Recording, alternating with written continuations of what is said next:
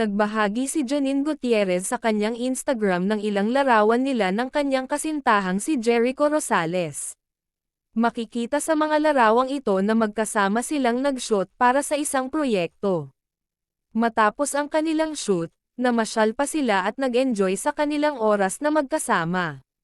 Sa isang larawan, makikitang masaya silang naglalakad ng magkahawak kamay. Maraming netizens ang natuwa sa kanilang sweet na mga larawan.